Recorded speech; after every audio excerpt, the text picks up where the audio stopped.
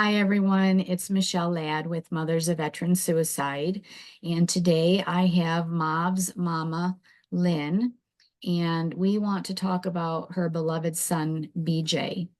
And I'm going to introduce Lynn in just a moment. Lynn tells me that her wonderful son served in the Air Force and he served 7 years. Yes. And he is a combat veteran. So she'd like to share a little bit about BJ, and we have a message at the end. So I'd like to introduce Lynn to you. And Lynn, I would just like you to speak a little bit about BJ and what you would like to share. Okay.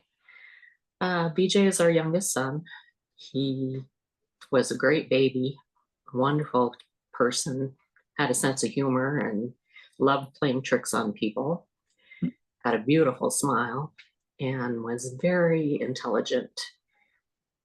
I never had any problems with him as a baby or growing up, uh, although he was strong-willed and had a mind of his own, which was a good thing. He joined the Air Force right out of high school. So he graduated high school and left for boot camp the next day. And he was really excited, loved it there, loved boot camp, loved the Air Force.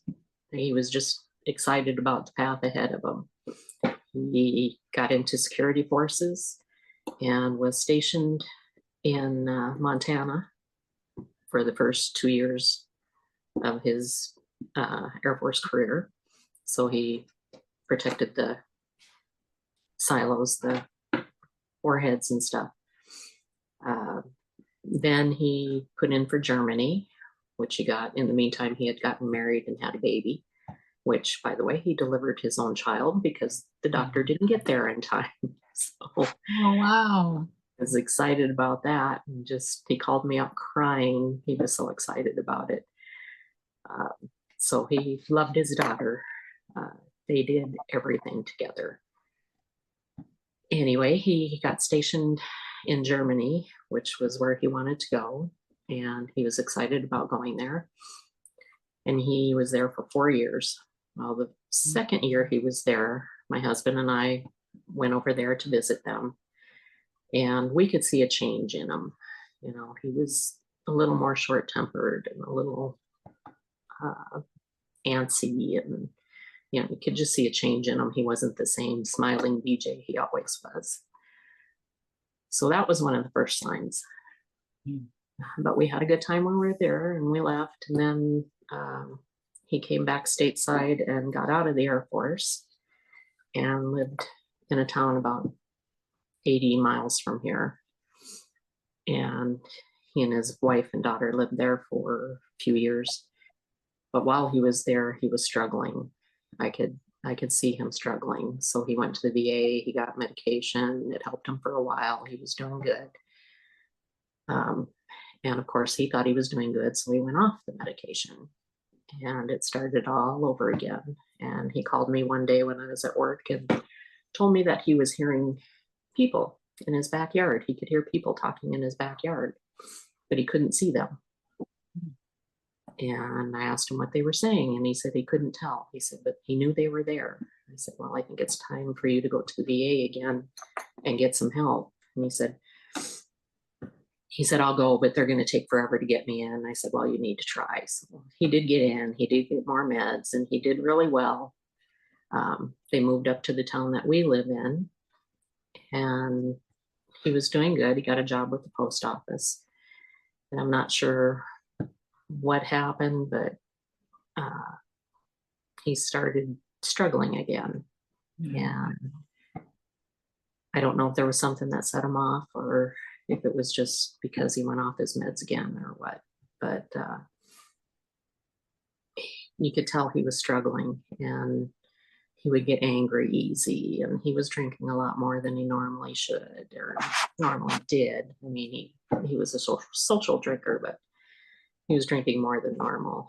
And he would just fly up off the handle at his daughter for no reason or at his wife for no reason. And that just wasn't like him. As time went on, I could tell, I just knew in my heart that something wasn't right, but I didn't know how to help him. And about a month before he took his life, he made a trip around the state and down to Missouri to see family. Just went visiting everybody. And I thought, okay, he's okay then. He just needed to get out and visit people. And he came back. By that time he had divorced his wife, and he had moved in with us. And we were building a house in Missouri. So he came down, or he told us we needed to go back to Missouri and get that house built, And something inside me told me, that's not like him. It's just not right. But we had planned on going down there anyway. So we got ready to go. And as we were leaving, he hugged me longer than he normally did.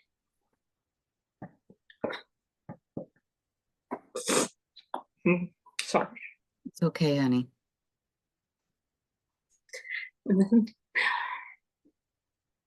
I know in my gut or in my heart that it just wasn't right. I don't know if I kind of knew he was going to do it, but I think I was in denial, or maybe hoping. So we'd been down in Missouri for probably about 3 weeks. And he sent us a text and was going on about things that were happening and how angry he was about it and this and that. But then in the same breath, he'd say, okay, I took care of the house. We had a storm last night, picked up the branches, watered your plants, all that type of stuff. And still, there was that nagging feeling.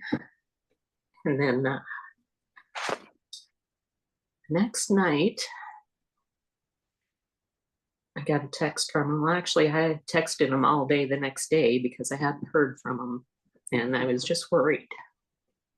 That night, he sent a text to me and his ex-wife, and that's when I knew he had killed himself. So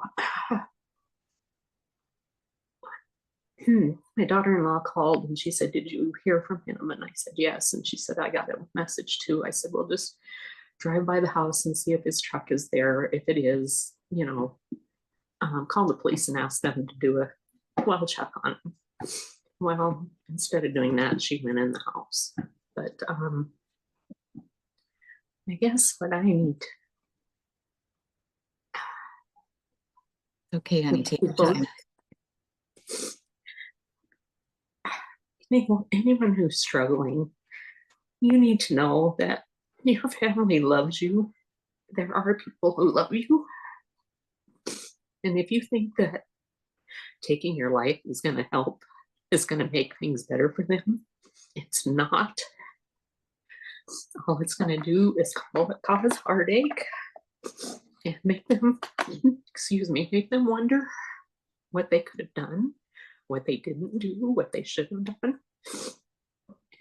Their heart's going to be broken for the rest of their life, and they have to live with it.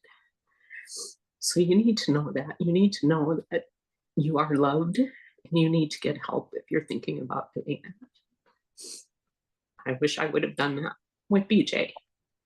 And I still have the what ifs, could have done something different. Should I have done something different? So that's what I want you to think about and get help if you need it. Thanks for listening. Sorry for all the crying. Honey, anyone that's lost a child, for you to spend this time with us and to share is incredible. I don't think I could do it. And your message is going to help me help others.